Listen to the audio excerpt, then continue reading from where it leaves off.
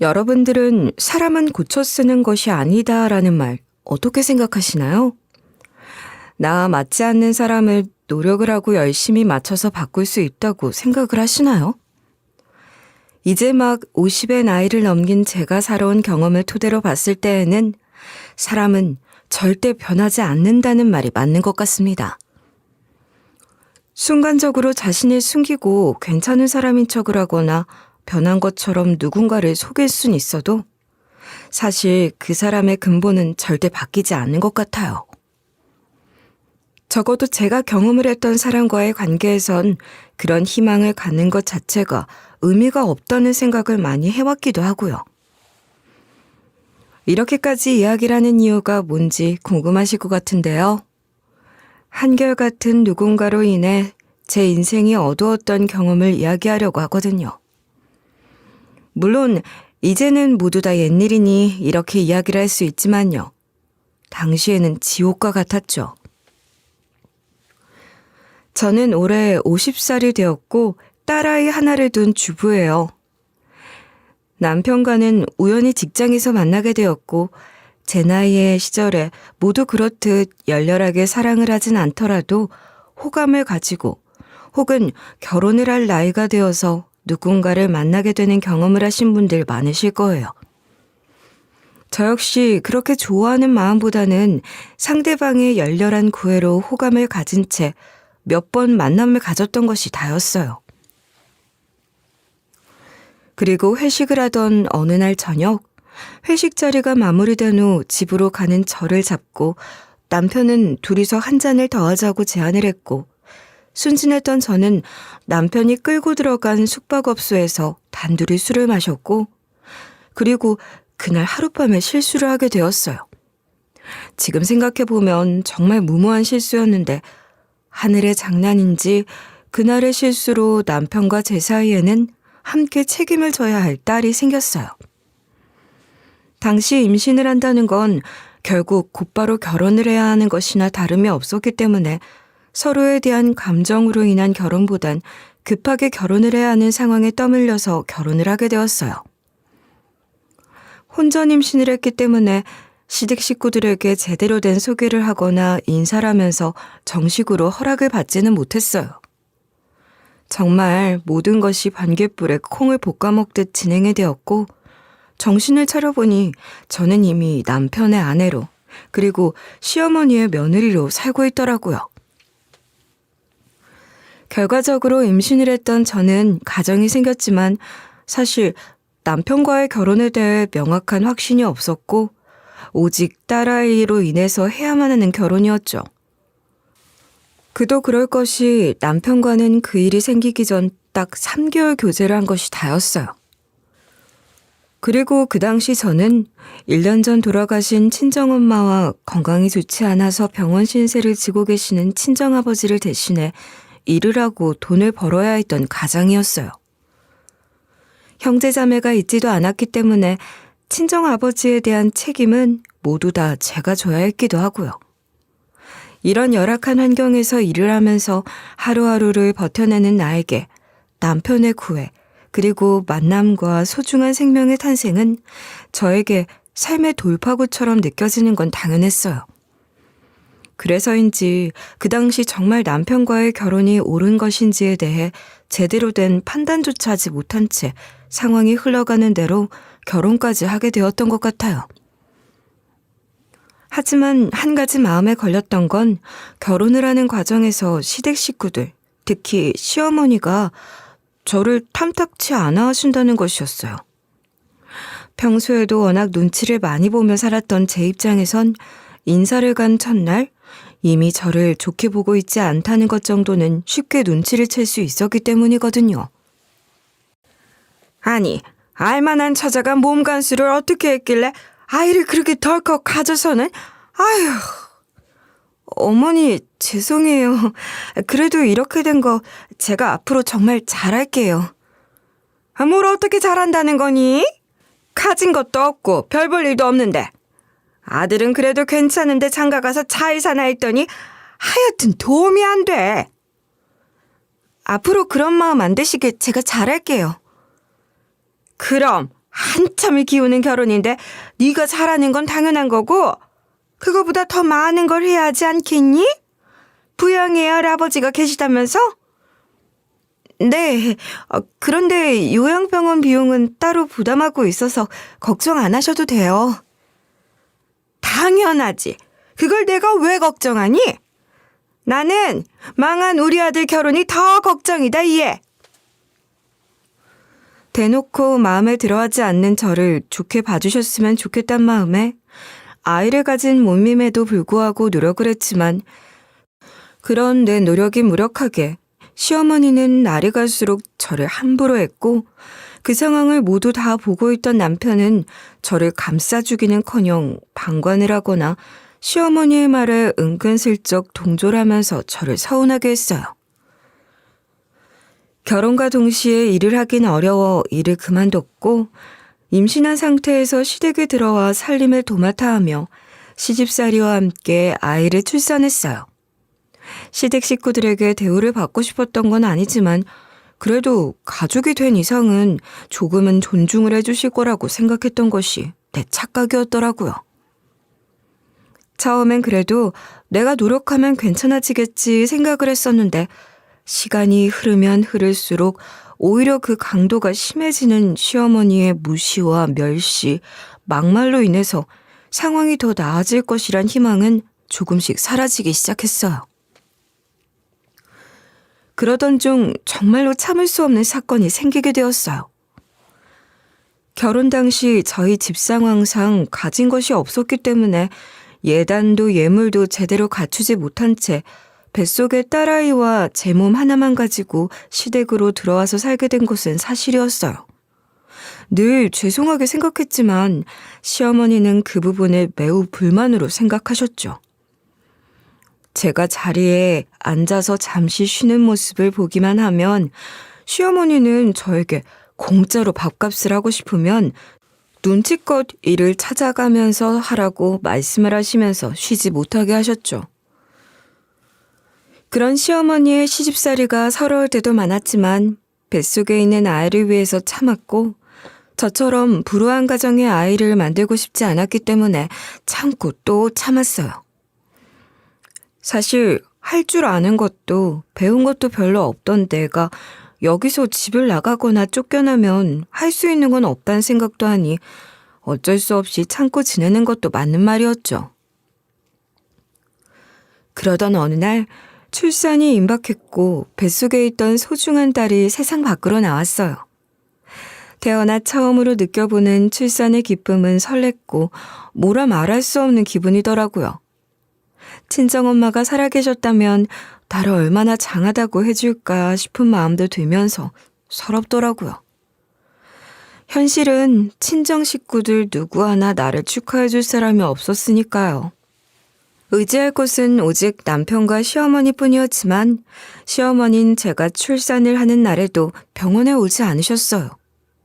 출산 후 몸을 추스린 후 시어머니에게 연락을 드렸고 딸이라는 말씀을 드렸어요.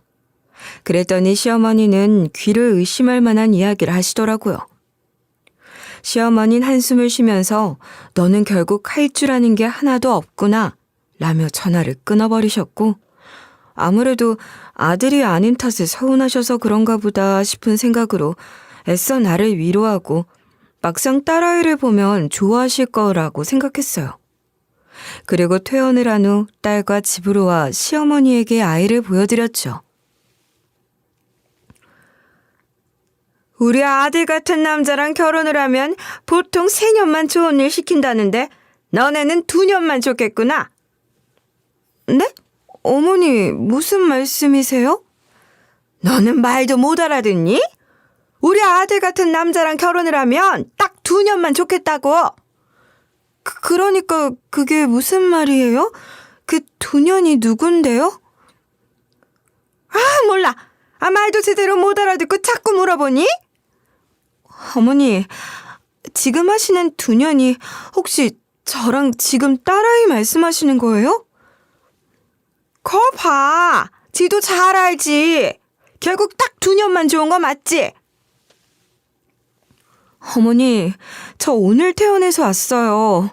아직 눈도 못 뜬 손녀 앞에서 지금 무슨 소리를 하시는 거예요? 저 정말 서운해요. 아니, 내가 틀린 말 했니?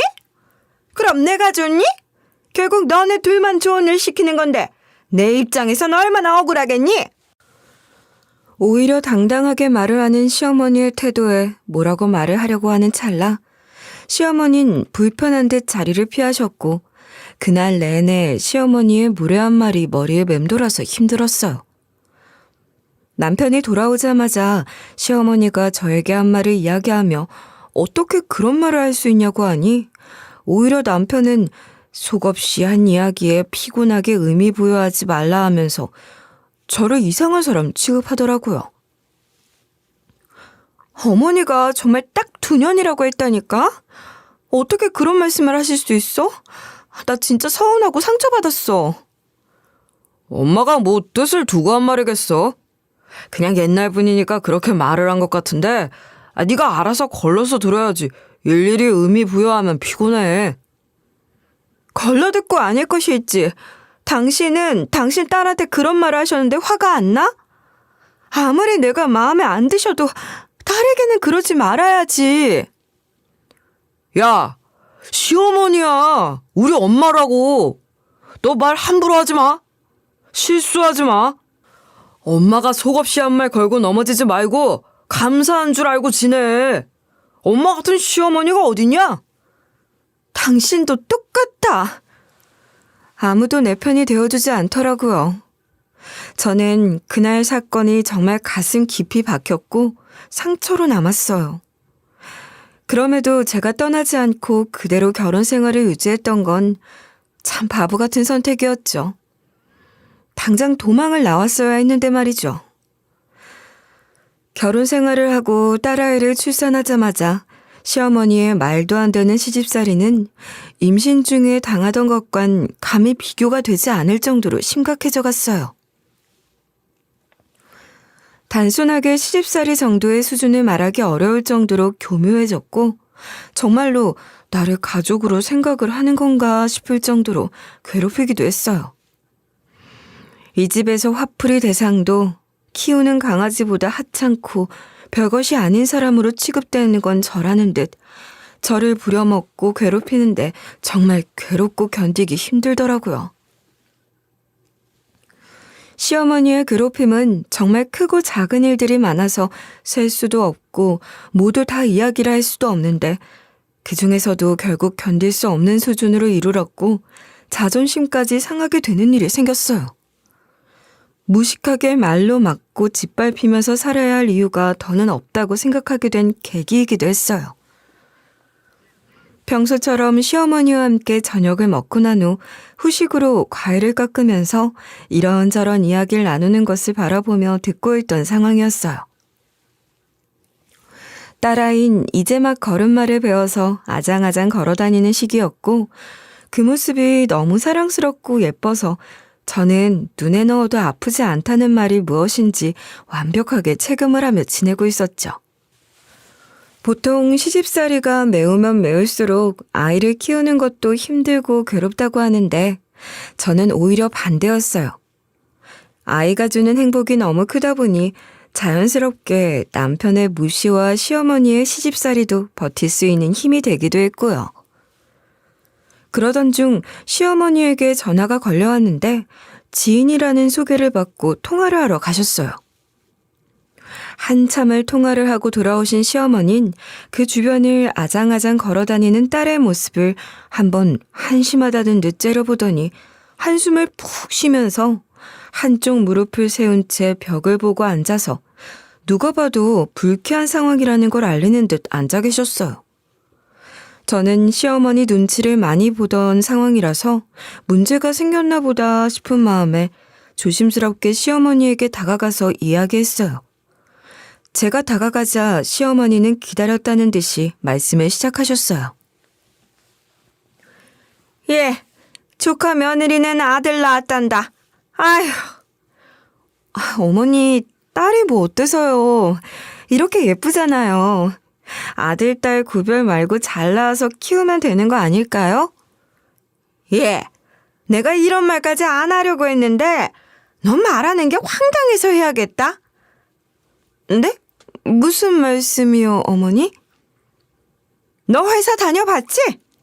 회사에서 너를 뽑아서 왜 쓰는 것 같니? 필요하니까 쓰는 것이겠죠? 그래, 맞아.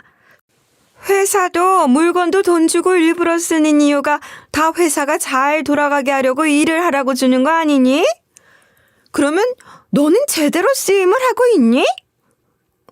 네? 무슨 말씀을 하시고 싶으신 거예요? 넌 정말 말귀를 못 알아들어서 답답해. 내가 너 별 볼 일도 없는데 왜 우리 집에 들인 것 같니? 와서 시어머니 덕 보고 살려면 그에 맞는 값을 해야 될 거 아니냐?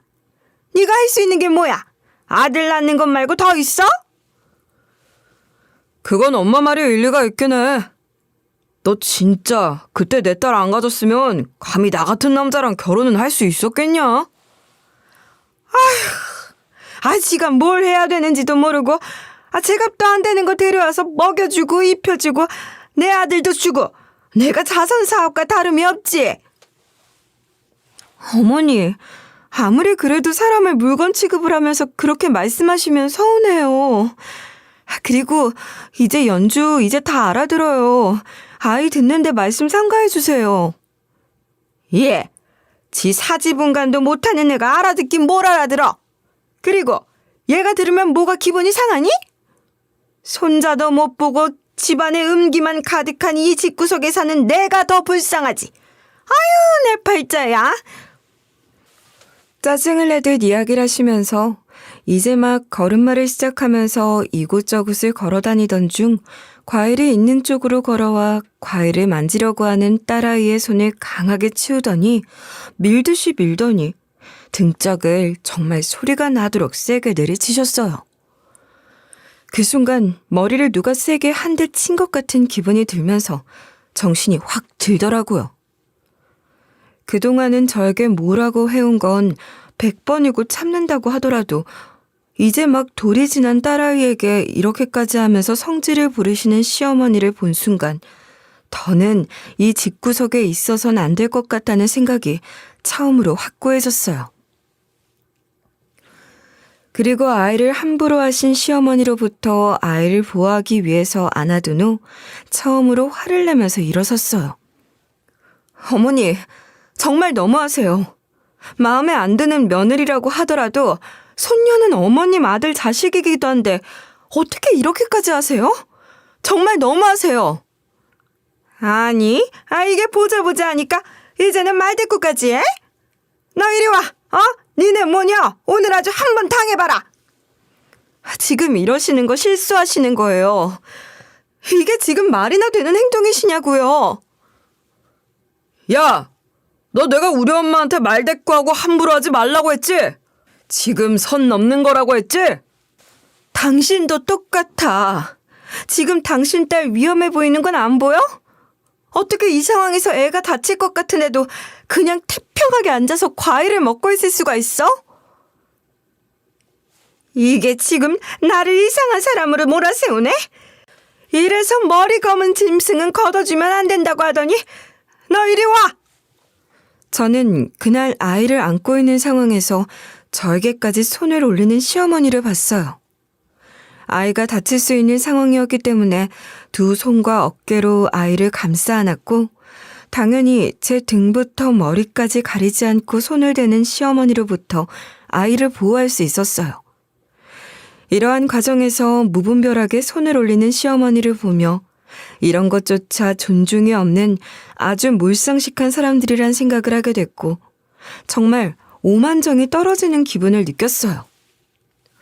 놀라운 건 그 과정에서 제가 시어머니에게 함부로 이야기하는 것에 대해서는 불같이 화를 내던 남편이 제가 시어머니에게 당하고 있는 그 순간을 보고 있었으면서도 딸아이를 보호하지도 않았고 시어머니를 말리지도 않은 채 그대로 방관을 했다는 거예요. 결국 이 집에서 나를 보호하고 우리 딸을 보호해 줄 수 있는 사람은 없다는 걸 깨달았어요. 남편도 더는 내가 믿고 의지를 할 사람이 아니라는 걸 깨닫게 되었고 저는 있는 힘껏 시어머니를 몸으로 밀어낸 후 집 밖으로 아이와 무작정 나왔어요. 밤이 늦도록 집으로 돌아가지 않고 밖에서 떨고 있던 더는 그 집에서 살 수 없다는 판단이 섰어요. 그래서 그날 밤 집에 있다간 딸아이도 같이 위험해질 것이 뻔하고 행복한 삶을 줄 수 없다는 생각이 들었고 결심을 하게 됐어요. 집 밖에 담장에 쪼그려 앉아 아이가 추울까봐 온몸을 다해 입은 옷을 덮어주는 제 상황을 보니 그렇게 남편과 시댁 식구들에게 매일같이 무시를 당하고 멸시를 당하고 심지어는 마켓까지 하면서 짓밟히며 살았던 내 인생이 너무 불쌍하고 화가 나더라고요. 왜 이렇게 된 것인가 싶은 마음에 눈물이 앞을 가렸어요. 그동안은 나 혼자만 당하면 되고 참으면 지낼 수 있다고 생각했다고 하더라도 어린 딸에게까지 위험하게 손을 휘두르고 함부로 하시는 시어머니를 보자 더는 견딜 수 없어 딸을 데리고 도망을 가야 한다는 결정을 할 수밖에 없었어요. 그래서 그날 밤 저녁 집으로 들어가 간단하게 짐을 챙겨 집을 나가기로 결정을 했어요. 당장 들어간 후 그동안 남편도 시어머니도 모르게 힘들게 모아둔 작은 비상금을 가지고 나왔어요. 그렇지만 그 돈으로 당장 집을 구하는 것도 무리였고 갈 곳 없이 없었기 때문에 급한 대로 낡은 여인숙으로가 1박을 하면서 지내기로 했어요. 하지만 이 역시 당장 며칠을 버틸 수 있는 돈이었기 때문에 반드시 일을 구해야만 했죠. 하지만 당장 엄마 손길이 필요해 한시도 떨어질 수 없는 딸을 두고 나가서 일을 할 수 있는 형편이 안 됐고 그로 인해서 제가 일을 할 수 있는 곳은 별로 없더라고요.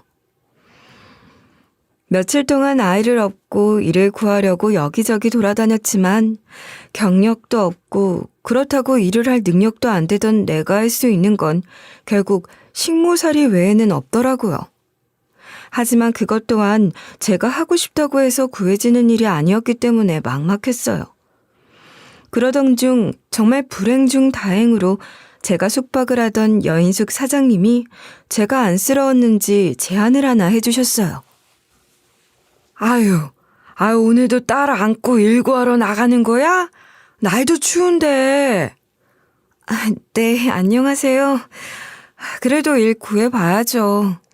언제까지 이렇게 지낼 순 없어서. 애를 그렇게 들쳐업고 다니는데 누가 일을 하라고 써주겠어. 그런 것 같아요. 그래도 아이를 봐줄 사람이 없어서 어디 가정부 일이라도 있으면 좋겠는데 구하는 방법도 모르겠고 답답하네요.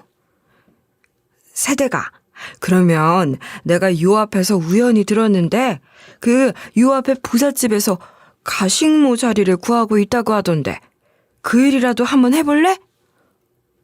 정말요? 제가 지금 물불 가릴 때가 아니라서요. 소개만 시켜주신다면 제가 직접 해볼게요. 젊은 세대가 안쓰러워서 소개해주는 거야. 내가 말 잘해놓을 테니까 한번 가봐. 아마 거기서는 숙식도 제공해줄 거야. 네, 사장님. 정말 감사합니다. 이 은혜 정말로 안 잊을게요. 아이 뭘, 소개만 해주는 건데 같은 여자고 엄마로서 안쓰러워서 마음이 가네. 당시 저는 일이라면 뭐든 할 자신이 있는 상태였기 때문에 당장이라도 가서 일을 할 수 있다고 했고 소개를 받았어요. 그날 면접을 보기 위해서 부잣집으로 갔고 당시 그곳에서 일을 하던 다른 도우미분에게 아이를 맡긴 후 회장님과 면접 아닌 면접을 보게 되었고 정말 하늘이 도우셨는지 저는 그날로 그곳에서 일을 하게 되었어요. 일을 하게 된 건 정말 다행이었지만 남편과 시어머니가 도망간 나를 찾으러 오진 않을까 싶은 걱정이 들어서 매일매일을 가슴을 졸이며 다녔었는데 이제는 이렇게 큰 부잣집에서 일을 하면서 숙식 해결을 하면 적어도 걸릴 일은 없겠다는 생각이 들면서 마음이 안도감이 들더라고요. 그렇게 야반도주를 하듯 몰래 집을 나와서 어렵게 몸을 숨긴 곳은 한 부잣집이었고 식모로 그 집에서 살면서 딸과 함께 단둘이 행복하게 살 수 있다면 꼭 좋은 집에서 좋은 대우를 받고 살진 않아도 충분하다고 생각했고 행복했어요. 벌이가 그리 많지 않고 일이 고되더라도 사사건건 시비를 걸고 시집살이를 시키는 시어머니보다는 훨씬 더 편한 일이었으니 저에겐 정말 좋았죠. 게다가 밥도 먹고 딸아이를 안전하고 따뜻하게 재울 수 있다는 환경 자체는 너무 좋았어요. 그렇게 하루하루를 평범하게 보내면서 이 생활이 익숙해질 무렵 시장을 보고 집으로 돌아가려고 하는 현관 문 앞에서 익숙한 목소리를 들었고 저는 그 순간 몸이 멈추면서 온몸에 소름이 돋았어요. 직감적으로 그 목소리가 누구인지 알 수 있었거든요. 그래서 전 그 자리에서 움직이지 못한 채 얼어붙었어요. 어떻게 여기까지 오게 된 것인지 도무지 알 수가 없었고 떨리는 마음으로 뒤를 돌아서 나를 부르는 그 목소리 주인공을 확인했는데 역시 시어머니였어요. 시어머니는 당황해서 뒤를 돌아보는 저를 보며 아주 사악하게 웃으면서 이제야 찾았다는 듯 잔뜩 도끼가 오른 목소리로 이야기를 했어요. 야, 니년이 숨는다고 내가 못 찾을 것 같나? 당신이 여길 어떻게... 날 미행했어? 니깎게 뭐라고? 내가 미행을 해. 길 가던 길에 어디서 많이 본 뒤통수가 있길래 보니까 도망간 며느리년이더라. 도망이라니? 말도 안 되는 집구석에서 우리 딸이 위험해질까봐 내 발로 나온 것뿐이거든요. 이제 와서 왜 나를 찾아? 네가 밥값도 제대로 안 하고 네 마음대로 도망을 가버렸으니까. 내가 그 돈을 못 받았으니 너를 찾았지. 내가 너 필요해서 찾았겠니? 지금 내가 돈 버는 것 같으니까 돈 달라고 여기까지 쫓아왔다는 거야? 당연하지. 너 때문에 잘난 내 아들 동네에서 호라비 소문이나 들으면서 살고 있고 너는 먹여주고 재워준 값도 무시하고 도망을 갔는데 내가 그 값은 받아야 하지 않겠니? 여기가 너 일하는 곳이니? 여기서 직접 받아가야겠다. 당신이 그 돈을 왜 받아? 말도 안 되는 소리 하지 말고 가세요. 앞으로 제발 내 앞에 나타나지 좀 말라고. 나도 너 같은 거랑 보고 살기 싫어. 그니까 계산만 제대로 하고 나간다고. 비켜. 시어머니는 나를 보자마자 돈을 버는 것 같은 생각이 드니 돈을 받아내려 쫓아나왔고 그런 시모를 황당하게 쳐다봤지만 집으로 직접 들어가 내가 일을 한 값을 받아내겠다면서 무식하게 부잣집 현관을 열고 마당을 지나서 회장님을 직접 보려고 집 안까지 들어가 거실로 들어섰어요. 막무가내로 들어서는 시어머니를 막으려고 급하게 따라 들어가던 중 소란스러운 소리에 밖으로 나온 회장님은 저와 시어머니를 봤고 그 모습을 보자마자 처음에는 무표정이었던 회장님이 얼굴이 새하얘지면서 숨을 삼키며 시어머니를 보며 손가락질을 하기 시작했어요. 그리고 그런 회장님과 눈이 마주친 시어머니 표정 역시 금세 하얗게 질리면서 어찌할 바를 모른 채 얼어버리더라고요. 전 살면서 그런 시어머니 표정은 처음 봤어요. 그 모든 상황이 갑자기 이상하게 느껴진 저는 순간적으로 시어머니로부터 벗어났고 안쪽으로 들어가 혹시 딸아이를 보게 될까 숨겼어요. 이런 제 행동을 모두 다 보면서도 시어머니는 평소처럼 저에게 소리를 지르거나 주변 의식을 하지 않고 저를 잡으러 오지 않은 채 그대로 멈춰서 오히려 뒷걸음질을 치더라고요. 뒷걸음질을 치는 시어머니의 모습을 가만히 바라보던 중 놀랍게도 모두를 경악하게 만든 믿을 수 없는 반전 상황이 눈앞에 펼쳐졌어요. 회장님이 굉장히 화가 난 얼굴을 하면서 시어머니를 손가락질하면서 호통을 치듯 소리를 지르셨거든요. 너가 감히 여기가 어디라고 네 발로 들어와? 낯짝도 두껍지. 당장 못 나가? 누가 이 물건 여기까지 들였어? 당장 안 내보내? 제가 일부러 들어온 게 아니에요. 회장님 댁인 거 알았으면 안 들어왔을 거예요. 죄송해요. 나갈게요. 나갈 거예요. 너는 정말 세상에 무서운 것이 하나도 없나 보구나. 내가 한 번만 더 내 눈에 띄면 그때는 제대로 못 살게 해주겠다고 했지. 그때 덮은 것도 널 위한 게 아니라 우리 아들을 위해서였다고. 말이야 바른 말이지. 저만 잘못한 건 아닌데 왜 저만 그렇게 잡아먹으려고 하세요? 뭐? 창피한 줄 알아, 이 늙은 여자야? 그렇게 사는 거 당신 남편도 자식들도 알아? 정말 돈이 권력이 무서운지 모르나 본데 정말 제대로 해봐? 제가 나간다고 했잖아요. 왜 뭐라고 하시는 거야 정말? 모르고 들어왔다고요. 정말 몰라서. 이제 나갈 거예요. 그러니까 한 번만 못 본 척 해주세요. 김비서 어딨어? 왜 이런 물건이 우리 집에 들어와 있게 만든 거야? 누구야? 당신이야? 아니요. 모르는 사람입니다. 갑자기 따라 들어와서 말리려고 했는데 막무가내로 들어오더라고요. 뭐? 모르는 사람? 야! 내 집에서 찍소리도 내지 말라고 했지? 나가! 지금 안 나가면 나도 더는 안 참아! 나갈 거예요. 지금 나가요. 그러니까 한 번만 봐줘요. 정말 이상한 광경이었어요. 시어머니는 회장님 앞에선 마치 고양이 앞에 쥐처럼 납작 엎드려 눈에 띄지 않겠다고 봐달라고 하면서도 특유의 성격으로 말대꾸를 꼬박꼬박 하고 있더라고요. 이 모든 모습이 참으로 신기했고 저에게 그렇게 당당하던 시어머니가 작아지는 사람도 있구나 싶었고 무엇보다 두 사람의 내막이 무엇인지 궁금했어요. 이내 비서는 뛰어왔고 시어머니를 당장 집에서 끌어내라는 말을 듣고 시어머니는 끌려나갔어요. 그리고 그 일을 계기로 저는 시어머니의 황당하고도 추악한 과거를 모두 다 알게 되었어요. 난리가 난 통에 상황이 정리가 되자 저와 같이 도움의 일을 하고 있던 동료분들은 이미 시어머니를 익히 잘 안다는 듯 휴게실에서 반찬거리처럼 밥을 먹으면서 이야기를 하기 시작했어요. 아니, 저 여잔 여기가 어딘 줄 알고 이렇게 당당하게 들어왔대? 그 일이 있고 난 후에 회장님이 집 기운이 안 좋아서 이런 일 생겼다고 여기로 이사를 왔잖아. 그래서 이 집이라고 생각을 못했나 보지. 원래 회장님 댁이 여기가 아니었어요? 아니었지. 여기보다 훨씬 터도 좋고 컸어. 근데 그 일 생기고 난 후에 다 정리하고 이리로 이사 오신 거지.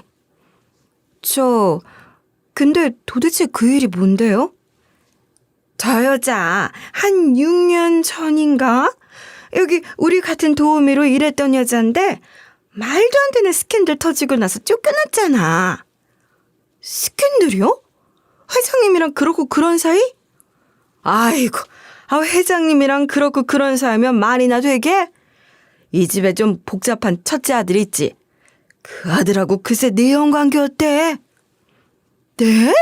그 큰아드님이요? 그분 이제 50대 초반 아니세요? 그러니까 말이야. 사실 부잣집에서 배울 만큼 배운 큰아들이 어떻게 식모랑 그럴 수 있냐 싶겠지만 다들 쉬쉬하긴 하는데 저 큰아들 지적장애 있다고 했거든. 네? 정말요? 아무도 말씀 안 해주시고 아드님도 별말 없어서 괜찮으신 줄 알았어요. 말도 마. 이거 숨긴다고 입단속 시키고 난리도 아니었다니까. 그거 덮으려고 조금 떨어지는 집안 딸이랑 기우는 결혼까지 시켜놓고도 며느리를 떠받들고 있었어. 그런 상황에서 그 여자가 글쎄 회장님 아들이 부족한 거 알고 꼬여낸 거야. 아무도 모르게 내연관계로 발전한 거지. 네? 15살은 넘게 차이가 날 텐데 어떻게 그렇게 할 수가 있어요? 그러니까 회장님이 알게 되고 나서 난리가 났었어. 애초부터 부족한 거 알고 첫째 아들이 이용해서 돈도 빼먹고 이혼까지 시켜서 그 자리 꿰차려고도 하고. 밥을 먹으면서 들은 이야긴 너무 흥미진진했고 충격적이었어요. 글쎄 시어머니의 과거가 말도 안 되는 바람이었다니 놀라울 따름이었죠. 심지언 부족한 아들임을 알고 자신이 원하는 대로 하기 위해서 이혼까지 종용을 했다고 하더라고요. 이런 사실을 처음 알게 된 회장님은 상황을 정리하고 싶은 마음에 은밀하게 시어머니를 불러내 꽤 큰 돈을 쥐어주면서 조용히 정리를 하고 이 집에서 나가줄 것을 요구했다고 하고요. 그 정도로 끝이 났다면 사실 시어머니의 만행이 이렇게까지 유명하진 않았을 것이라고 하더라고요. 제가 생각했던 것보다 시어머니는 대단한 사람이었더라고요. 회장님에게 돈까지 받아 챙긴 후 집을 조용히 떠나기로 약속을 한 시어머니는 그대로 정리를 하지 않은 채 며느리와의 결혼 생활을 망치고 자신이 그 자리를 꿰차고 싶은 마음에 부족한 첫째 아들을 꼬셔서 며느리에게 이 모든 사실을 알리도록 한 후에 상황을 더 악화되게 만들었다고 하더라고요. 모든 사실이 알려지자 시어머니는 오히려 당당한 태도로 바람을 피웠음을 이야기하면서 그 증거까지 모두 다 남긴 후 아내에게 보여줬더라고요. 가뜩이나 부족한 아들과 살아야 하는 며느리 입장에선 말도 안 되는 아줌마뻘이 되는 사람과 남편이 바람을 피웠다는 사실을 알게 되면서 상당한 충격을 받았고 어떻게든 덮으려고 했던 회장님의 노력은 숲으로 돌아갔다고 해요. 결국 첫째 아들의 결혼 생활은 그대로 끝이 났고 이혼까지 이르게 된 것이었죠. 아마도 그렇게 이혼을 하게 되면 자연스럽게 자신에게도 기회가 올 것이라고 생각을 했던 것 같다고요. 하지만 꽤 재력이 있는 부잣집에서 당연히 그런 도우미를 받아들일 리가 없었고 심지언 힘들게 시킨 결혼이 고작 집에 잘못 들어온 가사 도우미로 인해서 모두 다 망가져버렸다는 사실에 상당히 화가 난 회장님은 참지 못했고 그 일을 통해서 시어머니의 시련은 시작되었다고 했어요. 그때 정말 난리도 아니었지. 회장님이 꽤 점잖은 분인데 그 여자한테 소리를 지르고 화를 내고 아휴. 그 여자도 보통은 아니었어. 회장님이 감히 내 아들 인생을 망쳐놨다고 뭐라고 하니까 아들이 내가 죽어서 그런 걸 왜 나한테 뭐라고 하냐고 덤비더라고. 오히려 기고만장하니까 회장님이 화가 잔뜩 나서는 그날로 집에서 쫓아내고 아들 이혼시킨 데가 톡톡히 치르게 해주겠다면서 눈에 띄면 가만 안 둔다고 소리소리를 질렀어. 그런 거 치고는 너무 멀쩡하게 잘 살고 있던데 회장님이 그냥 두신 거 아니에요? 아유, 아닐걸? 일단 그 며느리 측에서 화가 잔뜩 나서 그 여자한테 상간녀 소송 제기했고 회장님 측에서도 장애가 있는 아들 대상으로 성범죄했다면서 형사 고소하고 난리도 아니었어. 그런데도 저렇게 떳떳하게 지내고 있는 거예요? 그러니까 대단한 여자라고 하지. 아마 저렇게 온갖 송사 다 걸려도 그때 첫째 아들 깨어내서 받은 돈으로 평생 먹고 살고도 남을걸? 듣기론 저 여자도 가정이 있다는 것 같은데 그것도 모르고 좋다는 남편이랑 자식들만 바보지 뭐. 어떻게 또 그런 건 회장님이 잘 숨겨주셨네요? 본인 아들이 그랬다는 걸 여기저기 알릴 수 없으니까 열은 받는데 어쩔 수 없이 덮는 거겠지. 이 모든 이야기를 들으니 시어머니의 정체를 모두 다 알게 된 것 같아서 한편으로는 참 웃기더라고요. 밖에서 열심히 일을 해서 돈을 벌었고 그래서 좋은 옷, 좋은 차를 타면서 온갖 시술을 받아 미모를 가꾸며 지내는 줄 알았더니 그 돈의 출처가 이런 것이라니 참 황당하고 한심하더라고요. 그리고 이런 시어머니의 정체를 알게 되자 더더욱 이런 집에서 우리 딸이 가족으로 얽힌다는 건 있을 수 없는 일이란 생각이 들었어요. 단순하게 이 집에서 도망을 나와서 사는 것이 아니라 제대로 인연을 끊어야 한다는 생각이 확고하게 들더라고요. 시어머니가 왜 이렇게 나를 무시하고 함부로 해야 하는지 드디어 모든 것들이 다 이해가 되더라고요. 그동안 시어머니는 자신이 밖에서 하고 다니는 이 추악한 진실을 시아버지와 남편에게까지 모두 다 숨기면서 아무렇지도 않게 살고 있는 것 같았어요. 적어도 제가 그 집에서 함께 살 땐 그런 이야기를 언급한 적도 없으니까요. 시어머니는 그렇게 쫓겨난 후에 제가 신경이 쓰였는지 며칠이 지난 후 밖으로 장을 보러 나오는 저를 찾아와 이야기를 하자고 했어요. 무슨 이야기를 할지 사실 뻔했어요. 너 그날 그 회장님이랑 있던 일 아무한테도 말 안 했으면 하는데. 무슨 일이요? 회장님이 어머니 보고 화를 내신 일이요? 그래, 그 일 별일 아닌데 그날 유독 화가 많이 나셔서 내가 먼저 나온 거야. 그러니까 행여나 시아버지나 네 남편에게 말하지 말아라. 글쎄요. 어떤 말씀을 말하지 말라는 건지 잘 모르겠어서. 일단 저는 오늘 일이 급해서 더 이야기를 할 시간이 안 되겠어요. 가볼게요. 야, 답은 하고 가야지. 말할 거야 말 거야. 어머니, 저한테 이렇게 짜증내고 화내실 입장 아니지 않으세요? 뭐야? 너 지금 내 약 좀 잡았다 이거니? 고작 이런 걸로? 웃긴다 얘. 글쎄요. 제가 뭘 얼마나 알고 있을지 저도 잘 모르겠어서요. 그래, 너 우리한테 줘야 할 돈 그거 내가 안 받는 걸로 할게. 그럼 됐니? 그건 원래 줄 돈이 아닌데요. 저는 더 할 이야기가 없어서요. 먼저 일어날게요. 시어머니를 순간적으로 초조하게 만들고 싶다는 생각이 들어서 저를 끝까지 잡고 늘어지는 시어머니를 약 올리듯 놀리면서 집으로 돌아왔어요. 아무래도 그 공간에 있다는 건 시어머니의 모든 추악한 비밀을 알게 되는 건 시간 문제라고 생각했으니 더 초조하고 불안했겠죠. 하지만 저 역시 이 사실을 모르는 척 묻어주고 싶은 마음은 없었어요.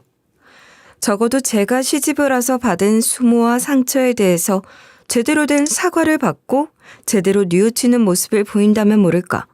그대로는 절대 넘어갈 생각이 없었거든요. 사람이 정말 오래 살고 볼 일이라고 시어머니가 저에게 이렇게 전전긍긍하면서 매일매일 찾아와서 상황을 해결해 보려고 하는 날이 올 줄 누가 알았을까요? 그날 이후부터 시어머니는 틈만 나면 저를 몰래 찾아와서 상황을 어떻게 해서든 무마해 보려고 시도를 했어요. 그런 시어머니의 의도를 잘 알고 있었기 때문에 저는 오히려 더 초조하고 불안하게 만들기 위해서 어떤 이야기도 하지 않은 채 묵묵부답을 하면서 대화를 하지 않았고요. 적어도 제가 받은 고통에 조금이라도 느껴보면 좋겠다고 생각을 했거든요.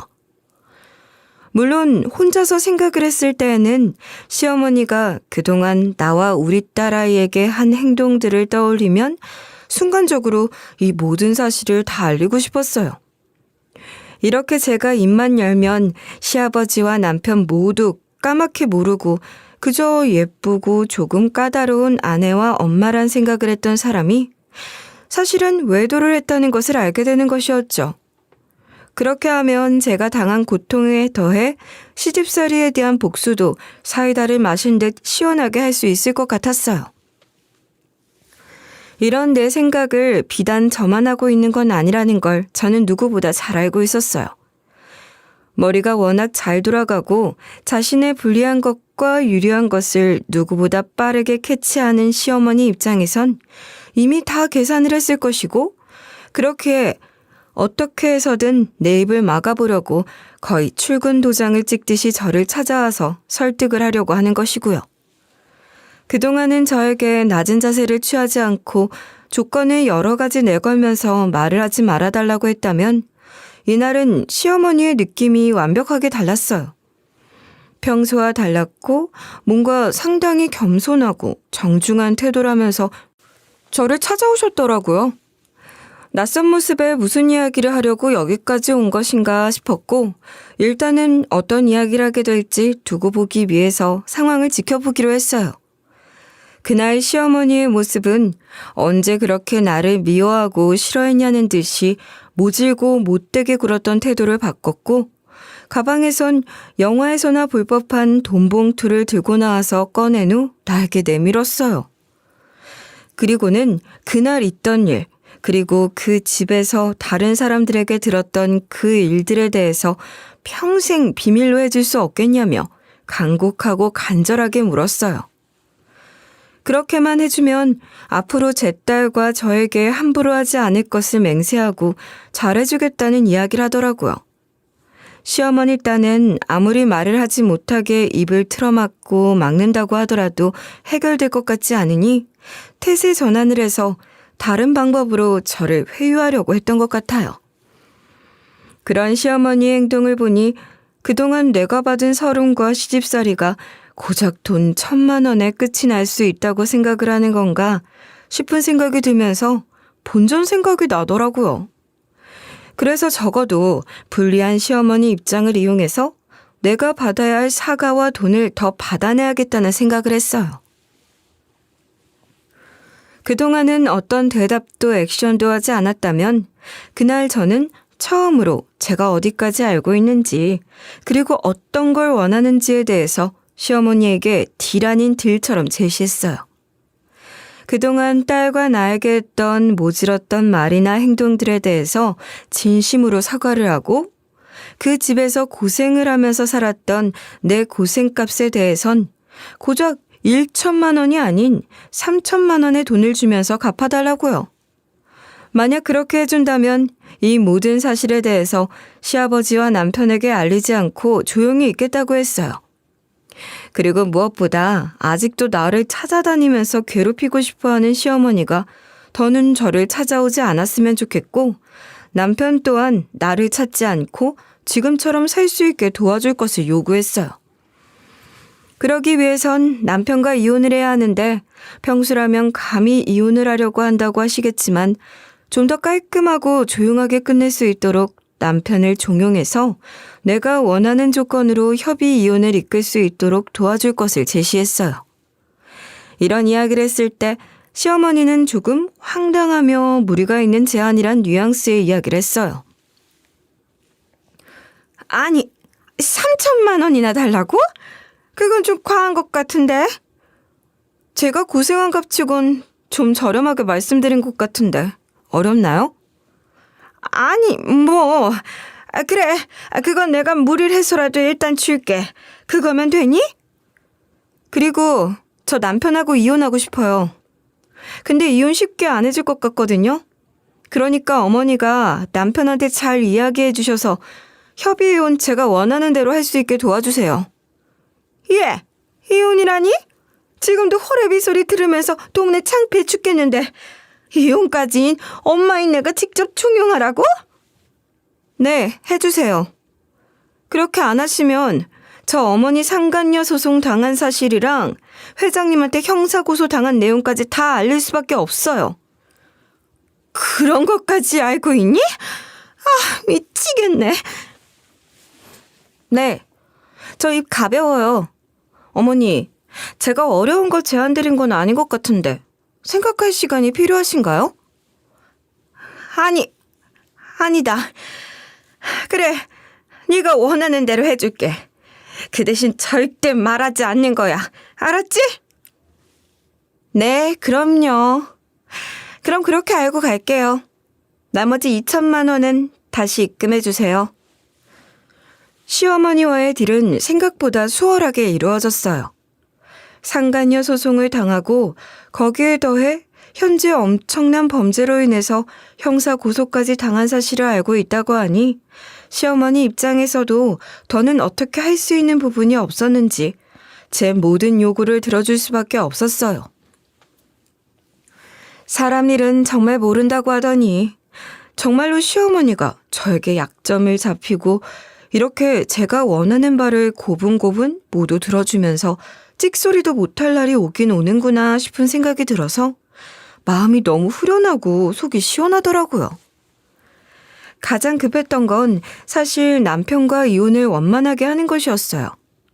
두 사람 사이에 재산이 많은 것도 아니었고 그렇다고 위자료를 받으면서 헤어질 수 있는 건 아니라고 생각을 했기 때문에 저는 변호사 사무실을 방문해서 협의 이혼 확인서와 아이 양육권 및 친권에 대한 사항에 대해서 작성한 후 이에 동의를 해주기만 하면 되도록 작성해 남편에게 보냈어요. 이러한 협의 이혼 신청서를 받아든 남편은 처음엔 노발대발을 하며 화를 냈지만 이내 시어머니가 남편을 잘 구워 삶은 것인지 협의 이혼 신청서에 동의를 하는 도장을 찍어주더라고요. 아이가 있던 상황에서 이혼을 하는 건 3개월이라는 숙려 기간을 보내야 했기 때문에 혹시라도 그 과정에서 남편의 마음이 변할까 걱정을 하면서 노심초사 지냈어요. 드디어 숙려 기간이 모두 끝이 난 후 안전하게 남편과 완벽한 남이 되었어요.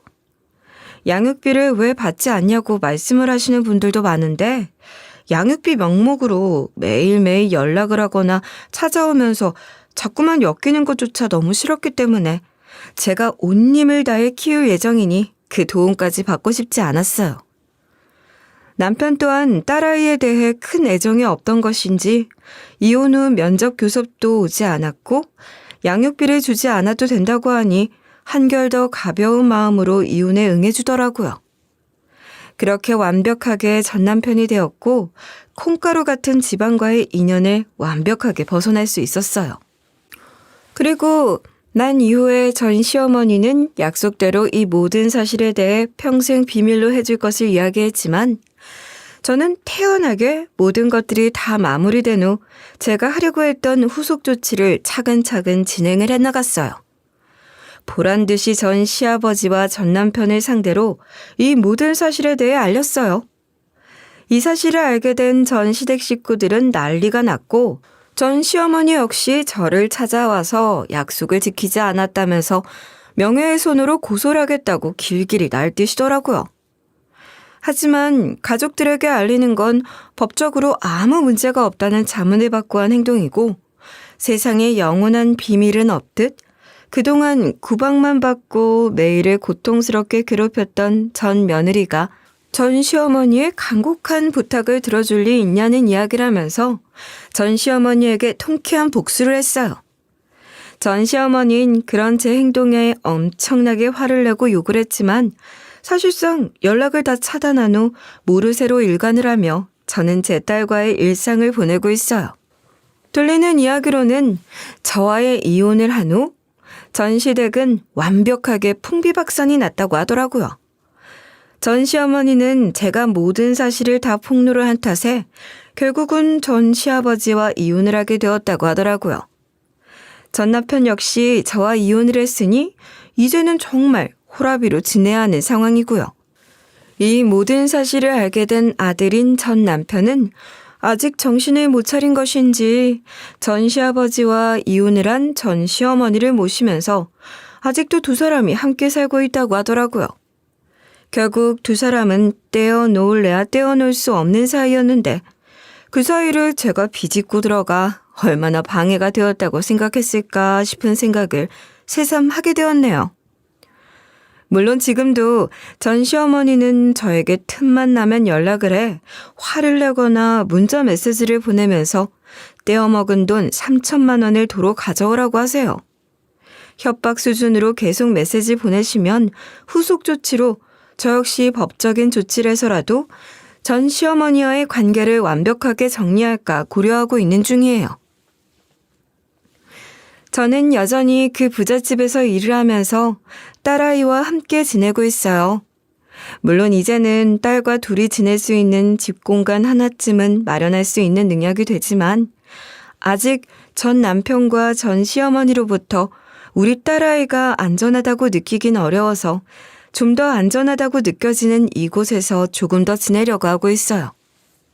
나중에 제가 목표한 돈을 다 벌면 그때는 이 동네를 떠나서 전혀 다른 곳에서 우리 모녀만 행복하게 살려고요.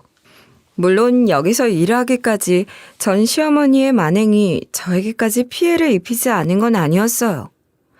당시 저로 인해서 들어왔고 이 모든 사실을 알게 되신 회장님께서는 이내 저를 불러들이셨고 전 시어머니와의 관계에 대해서 물으면서 저 또한 한 가족이라고 생각해 선입견을 가지고 저를 자르시려고 했어요.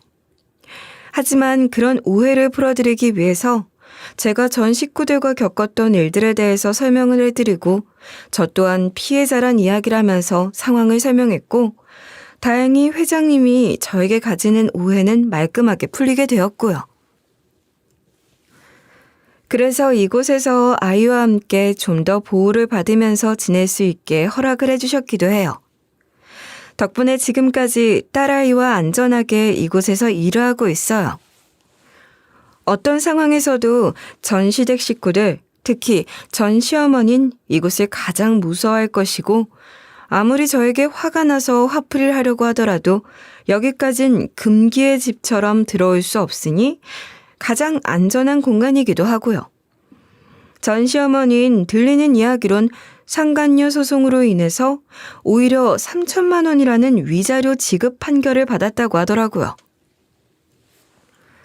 당시 며느리가 이혼을 하는 상황에서도 상간녀 소송을 할 정도였다면 상당한 분노를 느꼈을 것이고 그 대가를 이제서야 하나씩 받으면서 지내고 있는 듯 하더라고요.